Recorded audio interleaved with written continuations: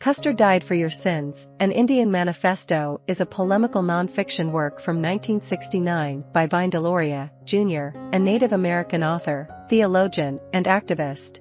Deloria's manifesto examines the systemic oppression and exploitation of Native people by white America, delves into the history of Native resistance, and offers a strategic course of action for Native American activists. This influential book played a pivotal role in the emerging Native American movement and other activist groups, retaining its significance in Native American studies. The book begins with the introductory essay, Indians Today, the Real and the Unreal, which lays the groundwork by exposing the misconceptions and stereotypes that shape white Americans' perceptions of Native people. Deloria employs a polemical yet wryly humorous style. For instance, he humorously notes that many white individuals who claim Native ancestry often trace it back to an improbable Indian princess lineage, leading him to facetiously suggest that Native tribes must have consisted solely of females during the first 3 centuries of white occupation. The initial section of the book scrutinizes the various methods employed by white America to erode Native culture. Deloria places particular emphasis on the Indian termination policy of the 1940s and 1950s, a campaign aimed at completely removing the last traces of federal government support for tribes and finalizing the process of assimilating Native people.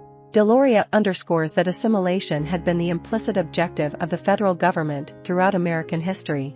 In 2 distinct essays, Deloria casts a critical eye on the roles of anthropologists and missionaries, characterizing them as unreliable friends to Native America.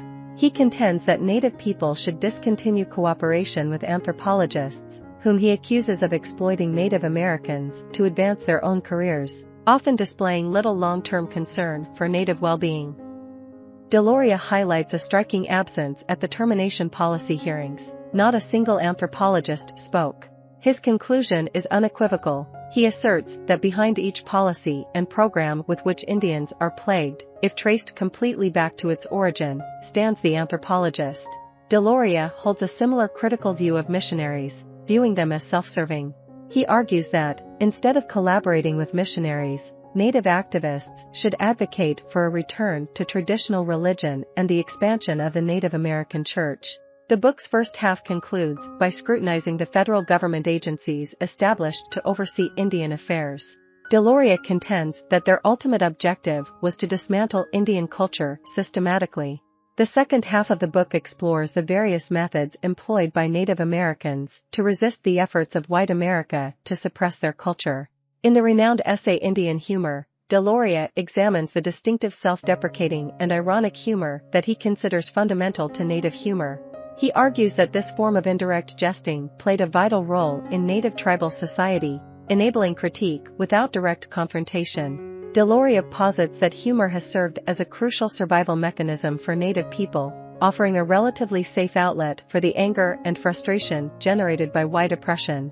In another pivotal essay, The Red and the Black, Deloria extensively analyzes the disparities between the political circumstances of Native and African Americans.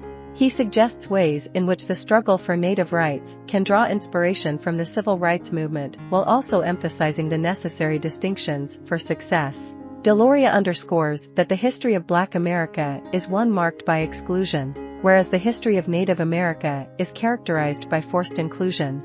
He traces this difference back to white settlers' desire to appropriate Native land and resources. The subsequent chapter delves into the concept of leadership within Native culture.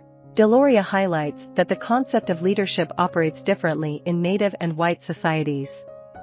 He traces the historical and social factors responsible for these disparities. Deloria acknowledges that the Native approach to leadership has, at times, posed challenges for Native resistance efforts.